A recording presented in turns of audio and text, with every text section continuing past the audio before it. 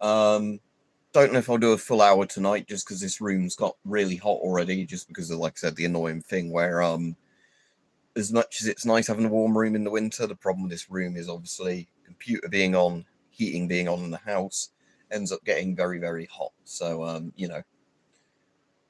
Anyway, let me get the live settings correct on this, because as I always say, the annoying thing is that when you do a stream on the mobile, you can't save all of the settings that would automatically turn on when you stream on the PC. But YouTube promotes the streams more if I stream off the mobile. So you're kind of in that weird thing where YouTube prefers you to stream, it seems, vertically on the mobile than streaming, horizontally of a webcam or whatever. And then when you do stream from the mobile, you still need to go on the PC to get the settings correct, because otherwise it basically just defaults to YouTube default settings, which aren't its actually recommended settings. It's really weird. All right, Dylan. So, yeah, it's one of those weird things. Right, WW2 USMC. So, yeah, it's one of those really weird, annoying things that, yeah, I don't know why they just can't set it that you can have the exact same default streaming settings set on the PC and the mobile. So no matter which way you start a stream, it always uses the same settings. But no, can't do it because apparently, despite how much money Google has, they can't program something as basic as that. Right, don't forget to like the stream, everybody, as you come on. There's no real subject for today or anything. Like I said, might not manage a full hour today just because this room's already quite hot. I'm just going to see if there's anything interesting on the news. Apparently there's a major incident in Shropshire as a canal collapses, sinking boats. That's kind of interesting. So there's that. Which one's that? I'll have to look it up. I don't have one as far as I'm aware. That it's a Dutch mask, isn't it? But if so, I don't have one. So Dutch Model K gas mask. It's got that weird offset like filter intake, hasn't it, or whatever it is. Oh no, that's not a filter intake. What's that? Just an exhale valve. So it was only made for a couple of years, yet they made 400,000. That's pretty insane numbers. But no, never owned one, so can't really give you an opinion on it. So yeah, don't really have an opinion on it because I don't have one. Never seen one for sale, which is a bit weird if it's that common. That unless it was one of those weird things where hundreds of thousands were made, but then they were on purposely destroyed after a certain amount of time, or all sold off in bulk to a specific country or something. Because sometimes that happens with surplus, which is a bit of a weird thing, where you get something that's made in massive numbers, but then it never turns up on the market because the government, decided to get their entire stock of them and sell them off to, say, some African country or whatever. In theory, Saint, you could put other straps on it. Hang on, let me get my FM12 and have a look.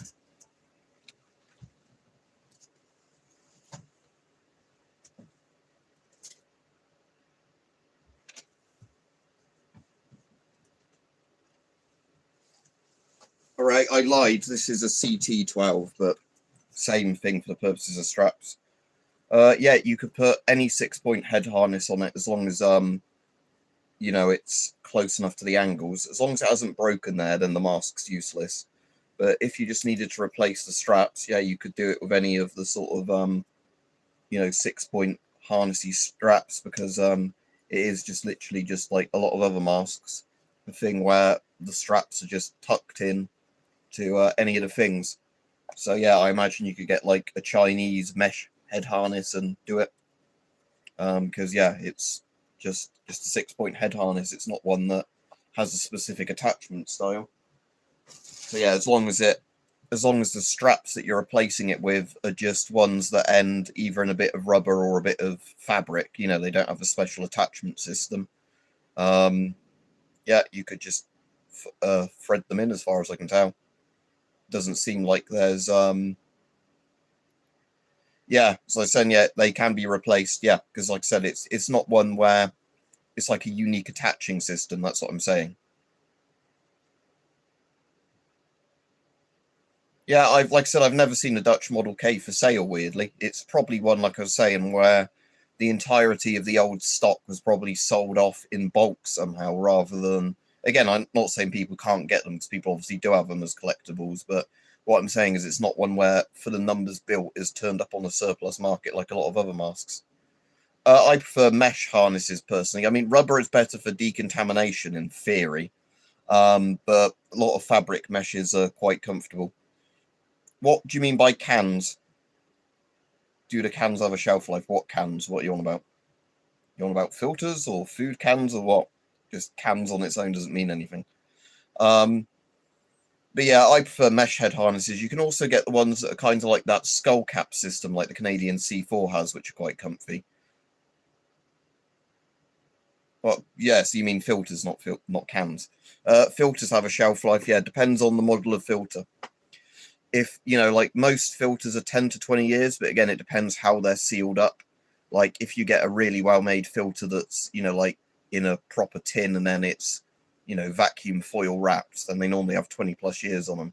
If it's one like those Scott filters, they put them in a plastic bag that can easily get pierced. I wouldn't rate them for very long storage at all.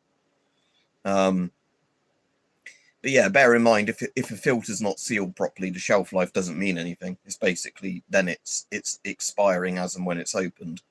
But yeah, if you get a filter that's sealed properly, and like I said, companies like Avon and other companies normally seal their filters in like airtight plastic or foil. Those ones are pretty good. It's probably safe because they're not intended for long-term storage, those filters. It's probably intended just to sell them straight to companies that are then selling them. But yeah, it's shit because even when you buy ones that are meant to be sealed properly, you can quite often find that by the time they get through a postal thing, that bag's ripped apart. Because yeah, it's literally like a food wrapper style bag, not a proper it's actually weaker than like a crisp packet bag, but yeah. It's just literally like getting a Ziploc plastic bag. But yeah, most companies at least do tend to have filter caps on that are then taped on and then be sealed in an airtight sort of thing. Yeah, I've got a couple of Swiss masks. I've done videos on them. Can never remember the names of them without looking. Or at least one Swiss mask. Yeah, I can't remember if I've got more than one Swiss mask or not. There's one I've definitely got that's like a Cold War era one.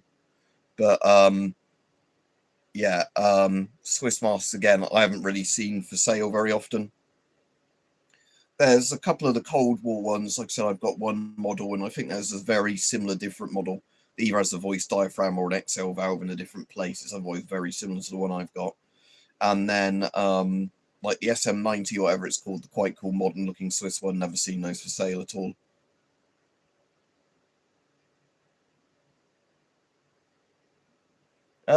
Like I said with the M17A2, it's not that bad, but it's a cheek filter mask, and I'm not a fan of cheek filter masks. Like I said before, I'm not going to recommend a cheek filter mask to people. The M17 isn't too bad compared to some other cheek filter masks. It's still a cheek filter mask. And could I have got one in a different size? No, because I'm in the UK and they're unobtainium here. You just have to get one when they turn up. So whatever size I got mine in, I can't remember if what size mine is, but But like I said, it's a cheek filter mask. It wasn't a good idea, in my opinion, for countries to do that. I mean, I can kind of understand why they did, but again, everybody moved away from it, even the countries that adopted them. So, yeah, particle filters you don't need to keep wrapped like that because they're not going to expire. But yeah, ones with charcoal in you need to keep wrapped because literally anything in the air that interacts with them is going to start getting absorbed into the charcoal. Yeah, Rob, I mean, I think I've had some American filters that have been like that as well. Yeah, that are like either in like a snap kind of, you have to snap it open case, or yeah, the Swiss ones where they're like it's like a clamshell, isn't it, with like a rubber seal in the middle or something, like where you have to take a little knife to it. I suppose the only problem with that is in an emergency, if you don't have a knife and need to open your filter, you might struggle. Whereas I like the idea of some of the filters at least. All right, Rajiv, that if you're in an emergency situation, you need to open the filter, you should probably be able to do it without tools. Although, yeah, some of the ones I've had in foil bags are so tough, you need a knife or scissors to cut the foil. They're not like ones you can rip like that. They're designed that you actually have to get a knife and do it that way. But I'd say ideal scenario is something that's never going to accidentally get opened by, just, wear and tear, but something that you should be able to open without a tool in an emergency.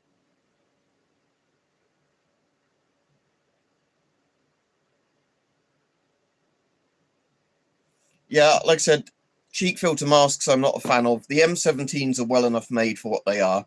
The M17 is certainly better than some of the clones of the M17, like the Czech M10 and the Bulgarian one. The Polish MP4, funnily enough, because it's actually closer to the original M17 in terms of the designs, isn't too bad, even if the rubber's a bit lower quality on it. Again, the Soviet PBF I kind of like as well. Yeah, as Peach says, don't forget to like the stream. But yeah, it's one of those weird things, the cheek filter masks, like I said, that I can understand the idea of them, but I personally just am not a fan of them just because of how hard it is to put the filters in, and again, nobody makes cheek filters anymore, so those sort of masks, even if you have one that's in really good condition, you can't get new filters for it. You can get filters that are still sealed from surplus, but again, they're going to be from like the 90s at the latest or whatever, so...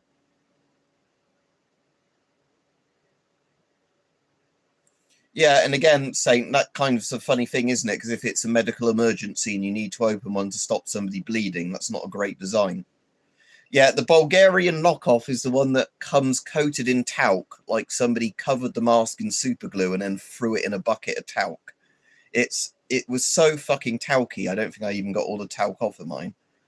Like, it's one that you'd actually have to put it in chemicals and physically take a scrubber brush to it, at which point you could damage the rubber. Like, I have no idea why they thought putting that much talc on it was a good idea. Because, when some people think masks are talky and it's literally like you can wash it off. The Bulgarian masks, I've got both. I think one's the PD1, isn't it? And one's something else. Is it the PG1? Like, one's kind of like an M15 looking thing, M65 looking thing, and the other's like the M17 looking cheek filter mask. And yeah, both of those. Yeah, I know what you mean, Rob, but yeah. But the M17 was the original. But yeah, both of those are literally like almost get glue and throw it in talc, because why would you ever want to take the talc off of these masks? Yeah, the XM28 is really cool. I've got one, but sadly the straps on mine eventually just ripped because the rubber was aged. So, one of the times I put it on, when I was tightening the straps, the strap just literally ripped like that. Depends on if they're masks I use or not, Saint. I don't bother with a lot of the ones that are in long-term storage. And if I haven't got them out, again, I don't bother. Like, so say I cover it in silicone oil for one that I'm going to do it with. If it's been put away in storage, I don't bother getting them out to redo it because they're going to probably be absolutely fine. The ones that I quite like, I do maybe once a year, maybe. Again, it just depends how much I've used them or done stuff with them. Because if it's a mask that I've used for something and I think might be contaminated with, like not, when I say contaminated, I don't mean like chemical weapons, but like you might have to clean because you've got insulation kind of stuff on it or asbestos. With that kind of stuff, if I wash them and scrub them down a bit, I will re-silicone them. But like I said, I only really do it with old ones I put into storage, or have aged quite badly, or ones that, like I said, I've actually had to use. And yeah, well, the weird thing of Bulgaria is there's some stuff that's come out of Bulgaria, like milsurp wise, that's to a really good high quality, a bit like Romania. And then some stuff that comes out of there that's like that, and you think, what the fuck have they done? No, it's nothing to do with that weapons. Mine hasn't melted. But it's, and again, it's what a shit gas mask if the chemicals in soap destroy a mask that's meant to protect you from chemical weapons. No, it's with the Yugo M1s, nobody really knows why it happens because some people have literally had them in cupboards, cupboards and closets out the way of everything, opened it up one day and found the mask has kind of turned into sludge. It's just some rubbers do break down over time. Like, funnily enough, earlier today, I threw away my old Games Workshop tape measure. And that had like a comfy rubber kind of exterior on it that's, meant to just make it feel soft to handle. And that had gone all sticky and horrible. It's just some rubbers eventually, the molecules in them just break down. For cosmetic purposes, yeah, probably, but yeah, it wouldn't be really very good to use. But like I said, at the moment, the XM28 is in deep storage somewhere, so I'm not going to get it out just to reglue it. Yeah, like I say, nearly everything has a use-by date, Ninja Man, and that's the problem.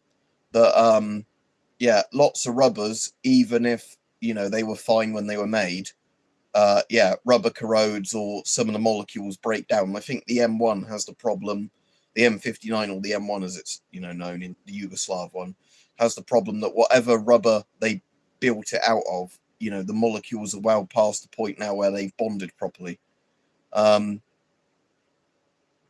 No, it's like I said, it's nothing like that because lots of people had those ideas, but no, it's just when your mask decides to go, it will go.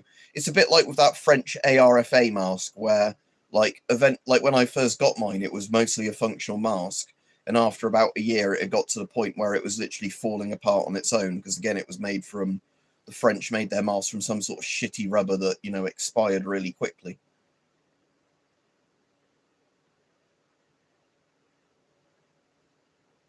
Well, the M2 or the M3, both of those are pretty cool. The M3 at least is made from a completely different type of rubber.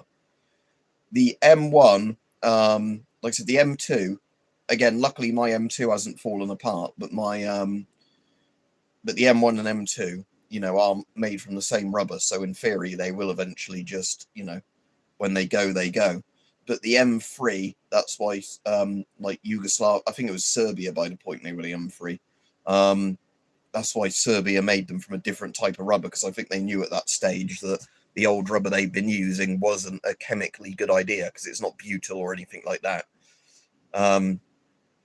Yeah, unfortunately some rubbers over time do just fall apart. Because like I said, in that Games Workshop tape measure I had, I really liked that, but like I said, I thought, oh, I'll just take it out of the rubber, throw the rubber away, and then I've got the tape measure. But again, like the tape measure had started going rusty on the inside and stuff like that, and like the paint was flaking off, so I ended up binning it today. I've got a brand new good tape measure somewhere, but I wonder if you can still get those Games Workshop tape measures and how much they cost. Because like I say, it was a really nice tape measure. Oh, they actually do sell them on Amazon. So they'd still make one of the same design.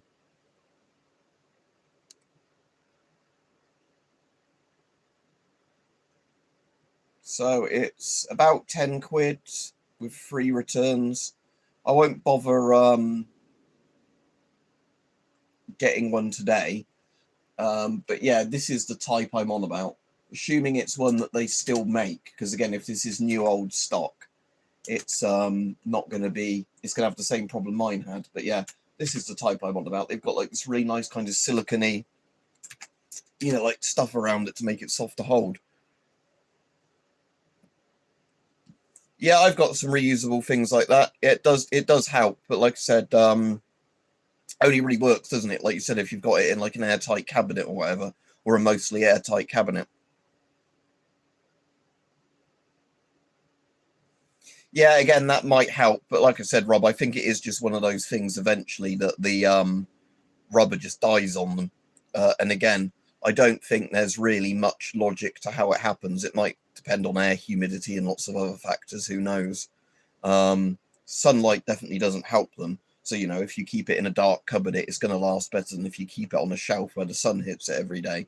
But it does just seem to be one of those things that it probably was also based on factory batches, I imagine, that some batches were slightly better built than others. But yeah, I think it's just whatever type of rubber they built it from, you know, is one that over time the molecules in the rubber just break apart and you get like, you know, a bit like how old tires rot and stuff like that. But yeah, those reusable silicate packs, what I like those for, if you get the small enough ones, is putting them inside ionization chambers, because ion chambers have the issue that if they get air moisture in them, it fucks with the radiation readings, because the more moist the air is, the more it makes the readings, like I think essentially give you higher readings, because they become more conductive. Like the more damp they get, the more conductive they get. So then they give you fake radiation readings. So yeah, that's why if you open up old ion chambers, they always have silica gel packs in.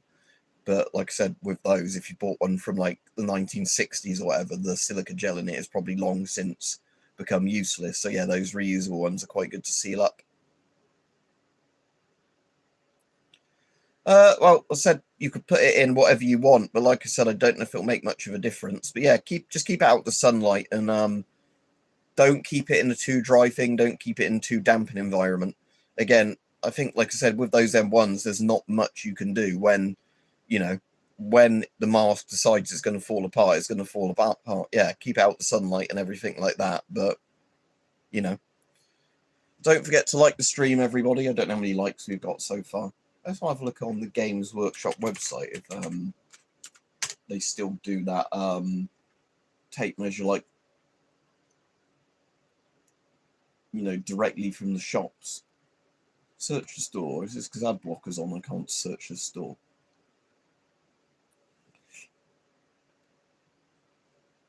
It's just, yeah, because it's just a weird thing. I just like that really like that tape measure, and I think I had it originally in like when I was at secondary school sort of time. So I've had it since that would have been 2010 or so. I had that tape measure. So yeah, it did last quite a bloody long time, like 15 years before that rubber fell apart. But yeah, tape measure. It's only £6 on the Game Workshop website, unlike Amazon. You have to spend a load of money to get it. It goes to approximately 10 feet. Now, the tape measure I've got at the moment that I bought off Amazon recently, how far does that go? I bet that's longer than 10 feet.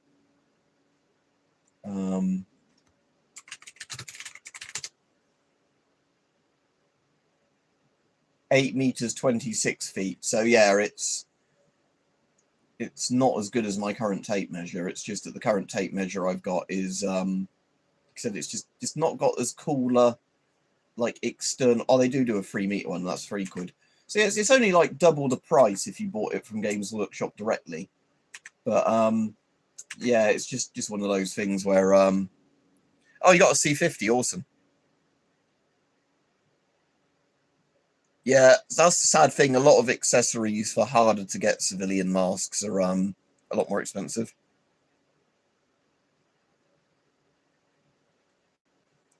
Well, at the moment, I don't have the Chicom set up on anything. If you mean the Chicom chest rigs, I like Chicom chest rigs, like the like the Vietnam style ones. If that's what you're on about, I've got a couple of different types. But yeah, like I said, my current ballistic vest I've just got set up with various pouches. And again, you could put one of those on the top of it if you wanted to. But I do have a ballistic vest I actually like now. Yeah, Pascat and M81 Woodland. Yeah. What other cool stuff is from that era? Or Tiger Stripe as well.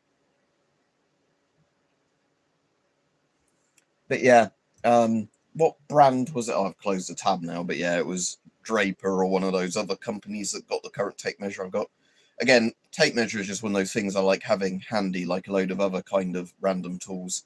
Like, this isn't the best quality one you can get, but this is another really useful thing, which is like one of those things where you've got various screwdrivers, just kind of like a Swiss Army knife for screwdrivers, because you don't lose them that way. I've got in the other room, and there's one I have to keep in one place so they don't go missing like all my other sets of screwdrivers. I've got one of those, like, garage style, garage, whatever you want to call it, like style sets where it's like a kind of metal or plastic kind of rack that then has loads of different sizes of screwdrivers in it.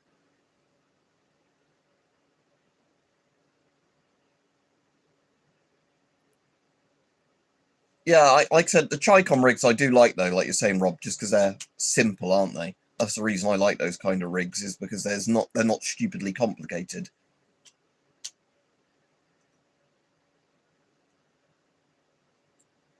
Yeah, that's cool. One of my friends, weapons military dude, got a real Rhodesian jacket not very long ago. As in, he works in a charity shop, and now and again they just get stuff donated that gets lost on public transport because he lives in London. And they have some stuff they sell and some stuff they can't sell depending on what it is that they get donated. Because apparently, Transport for London now and again just donates some fucking drugs. you know, where they haven't looked through people's stuff and they just donate it to the charity shop, and there's like heroin and stuff which they obviously can't sell and they have to destroy, that's randomly donated to the charity shops. And but yeah, he said like they get sex toys that they throw away and stuff as well. But yeah, they had yeah, a Rhodesian jacket. Like, it's a very, very faded one my mate's got, but it's pretty cool. And yeah, that was just randomly donated in where it was left on a train, or like, you know, one of those London Underground or a bus or whatever. And I think that was one where my mate was like, can I just give you 10 quid and take us home? And everyone was like, yeah, sure. You know, because I think with a lot of the time the staff sort of, you know, look at the stuff first and then say if they want to just donate some money and take it before they put it out on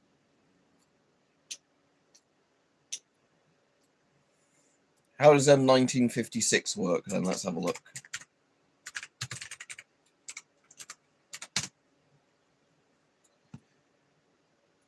Is that just an over-the-shoulder webbing one, or is it one that you have to attach to your belt as well? Oh yeah, it looks like it's just over the shoulder. That's pretty cool.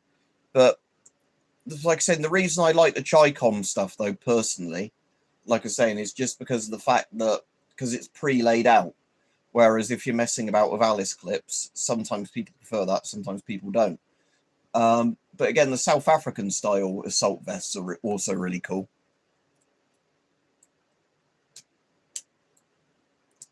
Oh, you're all right. Oh, sorry, is the M1956 not Alice clip? Sorry. I don't know. I thought Paskets were just M81 and like Chocolate Chip Desert or whatever, because they're from that era, aren't they? Of you know, the Cold War.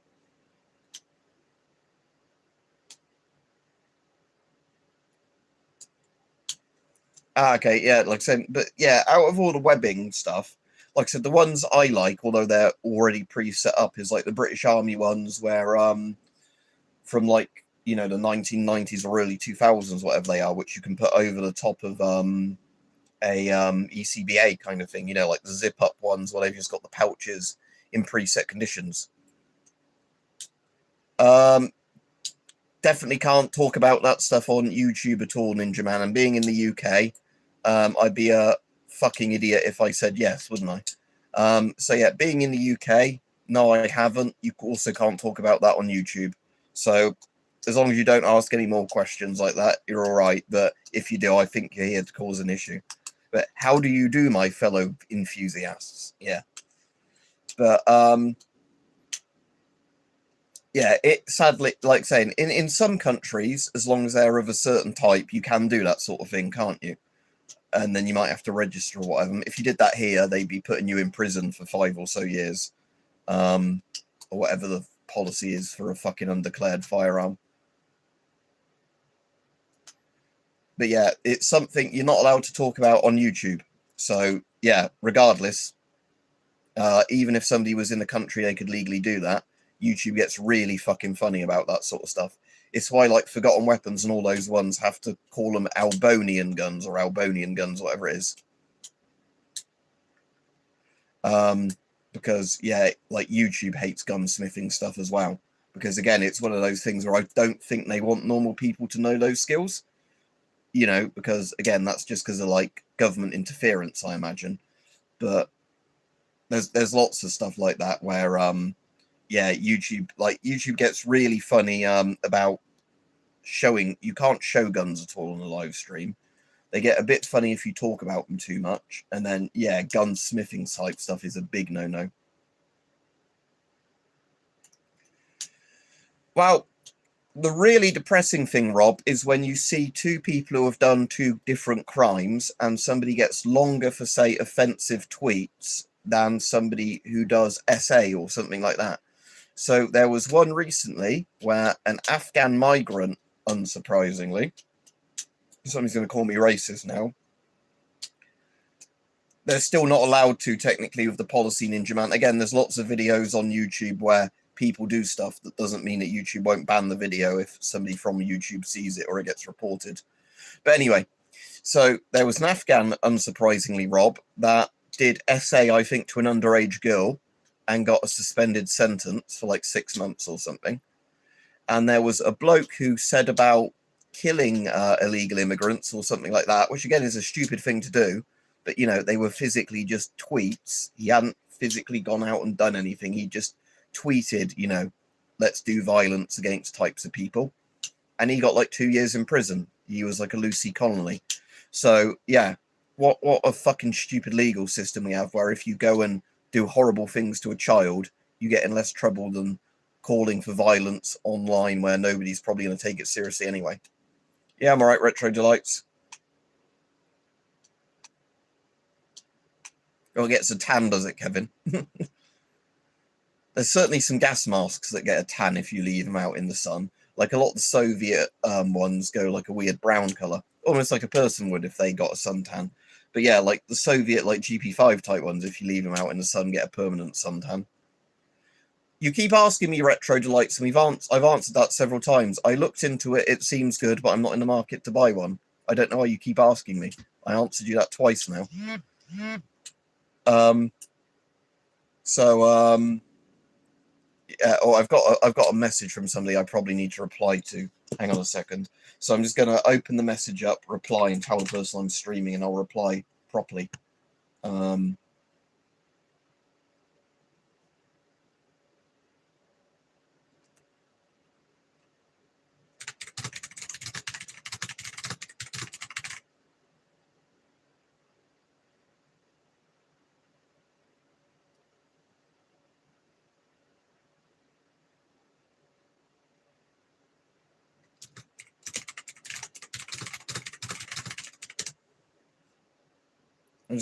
Although my friend that sent me a message I've just replied to, he's done it in a way that he's like, I don't think he's structured the message very well.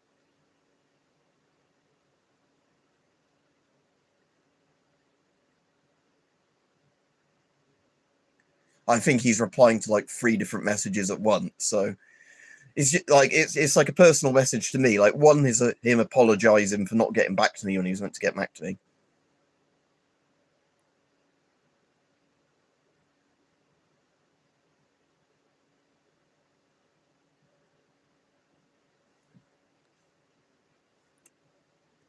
But yeah, anyway, I'll go back to this chat. I've sent Guy a message, and I was saying I'll send him a message properly when I'm not streaming. But fucking typical that when I'm actually doing a stream, like, you know, you're waiting for somebody to send you a message all day, never get one. As soon as you start streaming and can't talk to people, that's immediately when they try and phone you or send you a message. Oh, and don't forget to like the stream, everybody.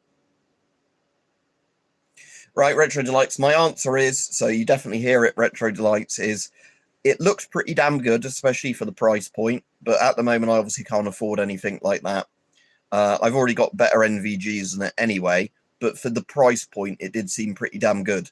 And when I researched into it, most of the people who have bought them think they're pretty good. Even the people who already own better units than it said, you know, for the money, it's good, sort of thing. You know, they can't fault them. So yeah, it seems like one that the people who've bought them like them. And you know, like I said, it does seem technically quite good for the price. You know, so it's the sort of thing where if I was buying night vision and I didn't already have better night vision, the NVG 30 does seem pretty damn good, especially because it's, I think, about a Gen 2 analog at least, but you're obviously not paying anywhere near Gen 2 prices for it, and it's new, and it's digital, so you can't burn it out by looking at a bright light. Yeah, like we were saying before, you can't get cheap regular night vision. It's one of those, it's an oxymoron, cheap night vision, or whatever the word is. Like, you can sometimes really luck into it if somebody's selling one second hand and just wants to get rid of some, you know, or it's like a blemished tube or whatever. But yeah, in general, night vision isn't cheap. It's just one of those things that, yeah, like especially PVS 14s or whatever else that, you know, you don't even get those for sale in the UK for the most part, say US ITAR things. But yeah, like the current set of NVGs I think I have that are my really good ones retail at about $5,000, and they're current production things that, you know, aren't even like surplus that, you know, gets damaged and whatever else. But yeah, when I've bought NVGs before, or know other people that have bought good ones, you're normally paying like over £500 for even like Gen 1 pluses. Depends what I'm doing, if it's cold, Saint, and if it's cold enough and the weather's dry, because although wool dries quickly, I never bother. The problem is so many winters you get in the UK are just rainy, miserable, cold ones. and that's where I wouldn't bother with a greatcoat because I don't want it to get damp. How's the weather over here? Not too cold, really, Hans, but just mostly just wet and miserable, like most times in the UK. Like every other day is just a raining day. How much are the very top end NVGs? Like 5 to 10 grand. And again, a lot of those you can't even buy brand new at that price. You're buying them second hand, where they might already be damaged and a bit worn out. Because again, it's just one of those things. Like a lot of the NVG companies don't sell directly to civilians. Like I said, the ADNV, the ones I've got that I definitely recommend, and I've done videos on it, is an ADNV G14P2, but I think they're pretty damn expensive. Buy North America, let's see how much they cost. They've apparently reduced them slightly. They used to be $5,400, but what price are they at the moment?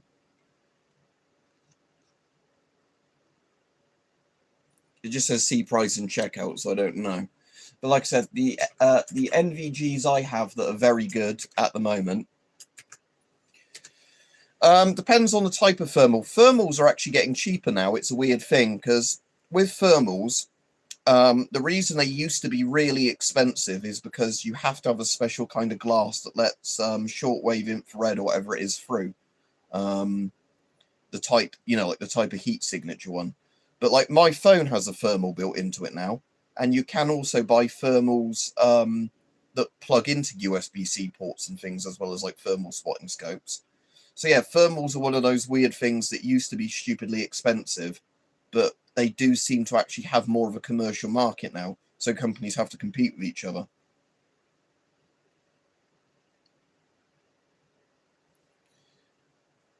Do they actually make them, Caesar, or are they just rebranding them? Because the problem with a lot of NVGs and thermal companies is they don't actually make the stuff. They just essentially buy, like, Chinese or Soviet tubes or whatever, and then they just rebrand them. Yeah, it swings and roundabout hands, but some people in my area have had flooding damage to their houses, so, there you go. That's not good with the rain, is it? With rivers breaking their banks and everything else. Do you know what they're called, Saint? Be worth people checking them out if that what they're called. But yeah. But yeah, like I said, the thing is with thermals at least. All right, cool.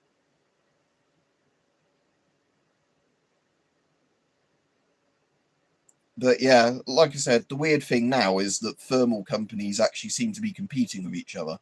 So you'll get, and I think it's because with thermals, you get actually kind of a need for them with lots of industries where they just use them a bit like thermometer guns, where it's just a faster way of checking the temperatures on stuff at a distance and going up with a thermal thing, and pressing the trigger and taking a reading, going to the next one. Because, with a thermal thing, you can actually just look at stuff at a distance and read the temperatures. So I think that might be one of the reasons why thermals are getting cheaper, just because there's a lot of industries where, it just saves time and money. Falcon Claw was already named, but somebody said that was a company, but whatever. Because Caesar said there's a good company called Falcon Claw that do NVGs and thermal goggles. Let me have a look.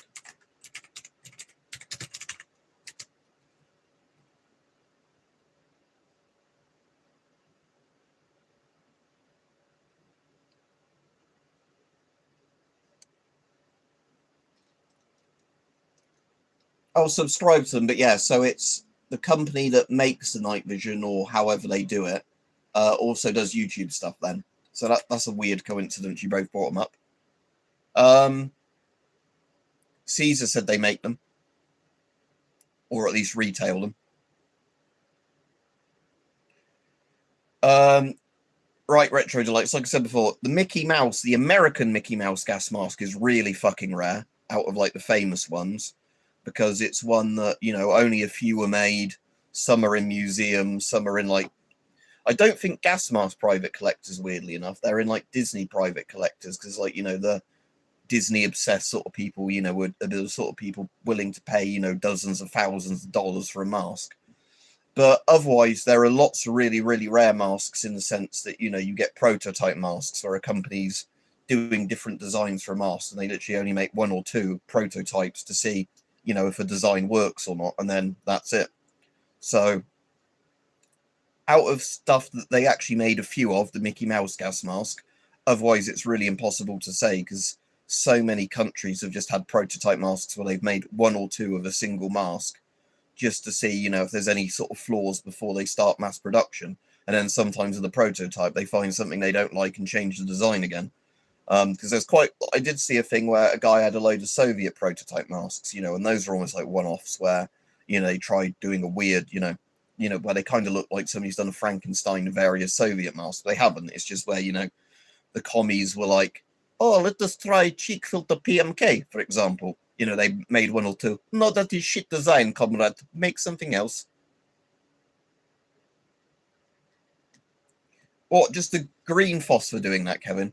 But also, it's the interesting thing of analog night vision, like the PVS 14, is that they're obviously cathode ray tubes and everything like that. So for some people, if you know, you don't like the scan lines on the CRT television, you'd have the exact same problem with CRT night vision.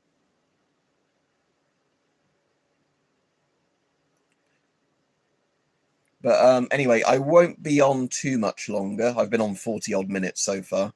If anybody's got any subjects they want to bring up quickly before I go off, bring them up. I'm just going to see if anything else is on the news of interest.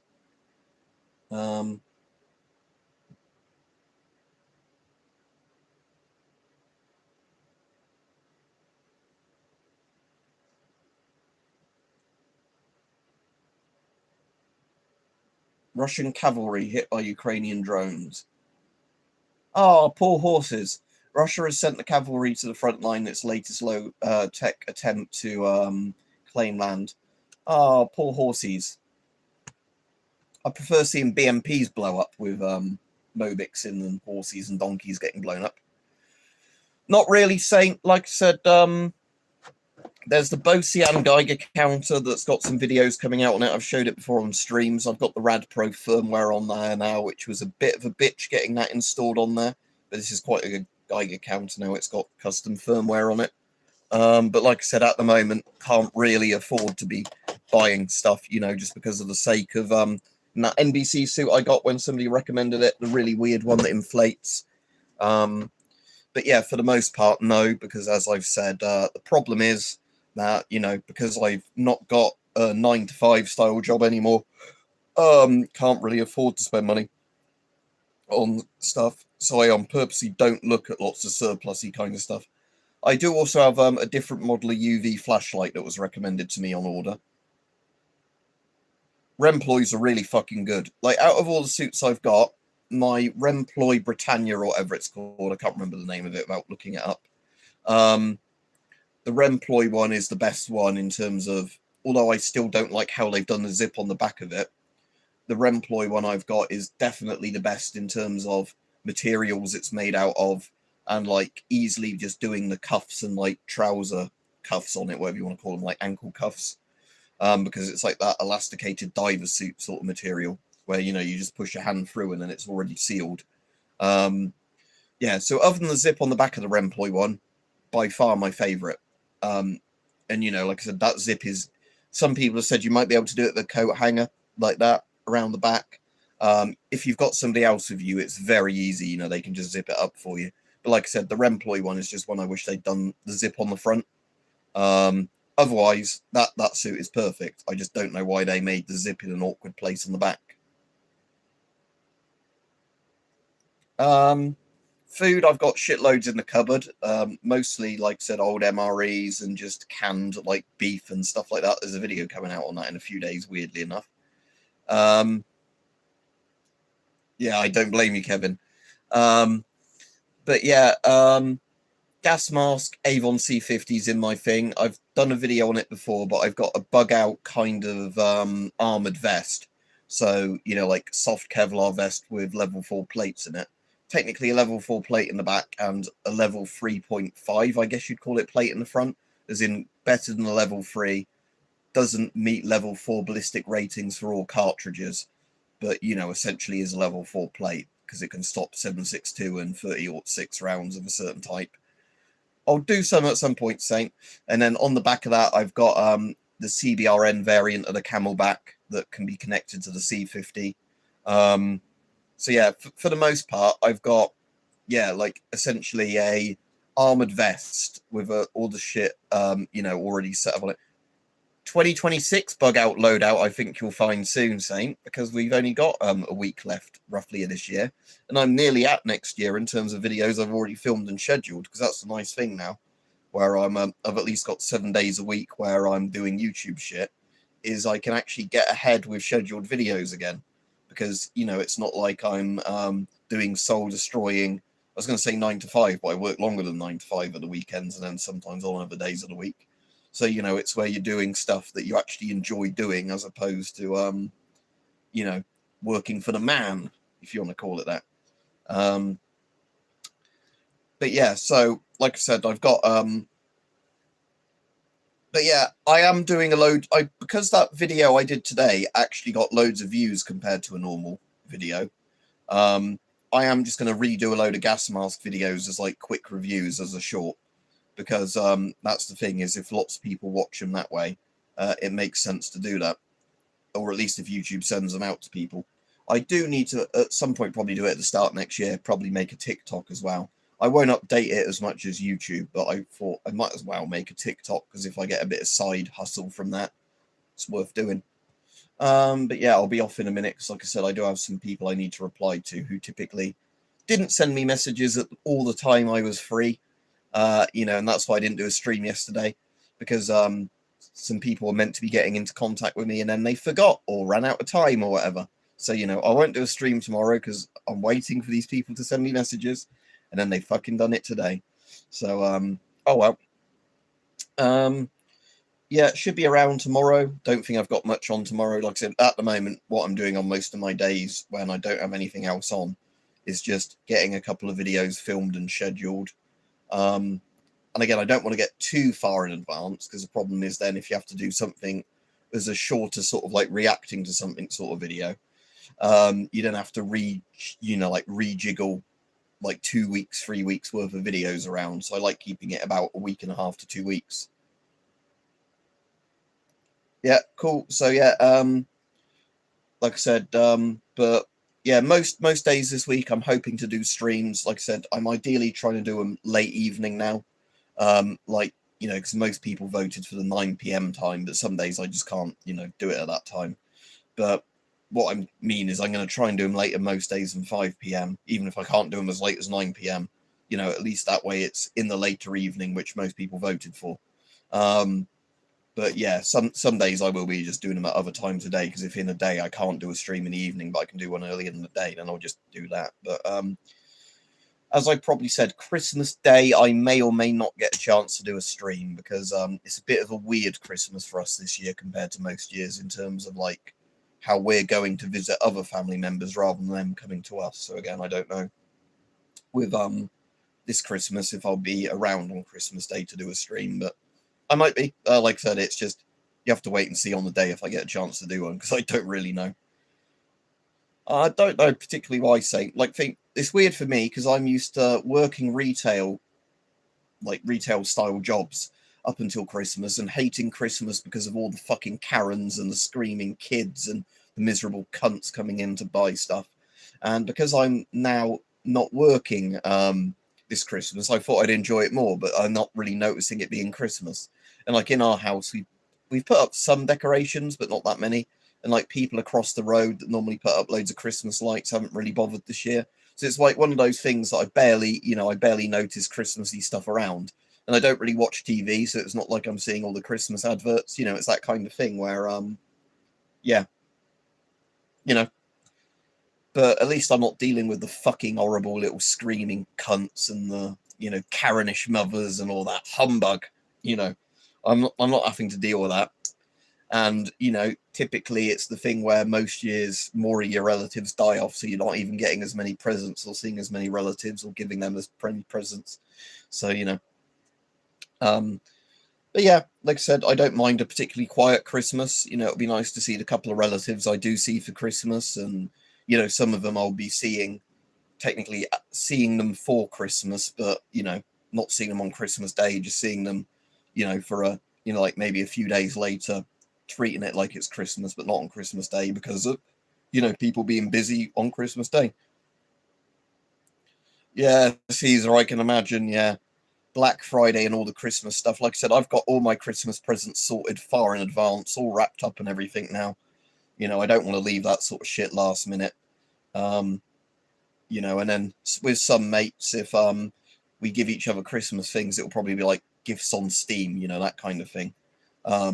Normally where, you know, we look at each other's wish list and say, do you want me to get you that game on your wish list for Christmas? And then we normally do it of equal sort of value games. So wouldn't have made any difference if we bought them ourselves for ourselves, but you know, it's just a nice thing to do.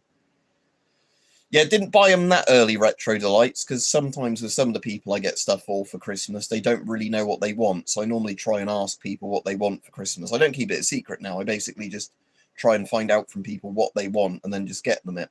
And that way I like it when people do that with me as well, because they're not going to get me something that's going to be a duplicate or something I just really don't want. Yeah, Black Friday with some of the things. Oh, good if it worked for bulk ammo purchasing, but I know with a lot of places they put the prices up to put them down for Black Friday, so they're not any cheaper at all. My mum got a phone, and I'm actually giving her money for this for Christmas, and she knows I'm doing it, so if she overhears me, it doesn't matter. My mum got a new phone for herself on Black Friday, and she did use price trackers, and it was actually about £50 cheaper on Black Friday. So my Christmas present to her is just some money in an envelope towards a new phone. I don't actually mind socks, Retro Delights. As I've got older, socks are something I don't mind because I actually wear through socks and then have to bin them. And like really good high quality boot socks are really nice sort of things to have. Like, and when I say good quality socks, I mean like the really fucking thick ones that you can wear all day in boots, even if they get slightly damp, you know, and you won't get blisters and all that sort of stuff. But they're generally quite expensive socks like that. You know, I don't mean like little shitty sports socks. I mean like the really good quality boot socks. Ah, cool. Right, anyway, yeah, I better be off. Right, I've been on 50 odd minutes, so it's been quite a good stream. Right, hope everybody has a good evening. I'll hopefully catch you all for a stream tomorrow. There's already a video planned for tomorrow anyway. Right. Cool. I'm going to Google them now. Too late for me to ask for some, but darn tough socks. Let's have a look. Darn tough UK, is it these ones? Originally from Vermont. That's what Bernie Sanders is from, Vermont. Not insulting Vermont. So what, they like £25 a pair, but they're really good. Again, if they are like really, really good socks, that wouldn't surprise me if they're that sort of price. Because the best socks I've got at the moment are ones that would have retailed for around that and then were, you know, like reduced, I think, in the post-Christmas sales one year. And I've got some socks that are like really, really fucking good boot socks that, you know, like, and my dad got some as well for, and my dad goes walking a lot, and like the socks of that style he's got, he's not actually, you know, worn through. And when I've worn those, they're ones that I never get like blisters or rubbing with. They're really nice socks. But yeah, like I said, hiking type socks are the type of socks I like, or like proper. The other, before I go off, the other type of socks I've got that are really good was Czech Army socks. They're not as good as some of the really good quality boot socks, but Czech military socks that you can buy sometimes as surplus, you know, like unused surplus, where they're like new old stock, so they're not like sweaty, dirty socks. They're like new old sock. They're sometimes really fucking good. Like sometimes you can buy like a few pairs of them for 10 quid, and they're like really, really good quality socks for that sort of price anyway, better than anything you'd buy at like JD Sports or whatever. Yeah, and it also means if they're doing a lifetime guarantee, it probably means that they know they're making a good quality product. Because, you know, there's so much shit now, isn't there, where you get a year's guarantee and the thing is designed to fail like a few days after that year guarantee runs out. If you even get a year's guarantee on a lot of stuff now, a lot of things only give you a couple of months guarantee. But yeah, you can tell if they do a lifetime guarantee that they think they're standing behind a good quality product. Because that's one of the things I like is, you know, when a company gives you a 5+ year guarantee or whatever now, that they think they're making a damn good product because it's well, you know, designed well to last after, you you know, most of their competition. Anyway, I'll be off. Have a good evening, everybody. Hopefully catch everybody tomorrow for a stream.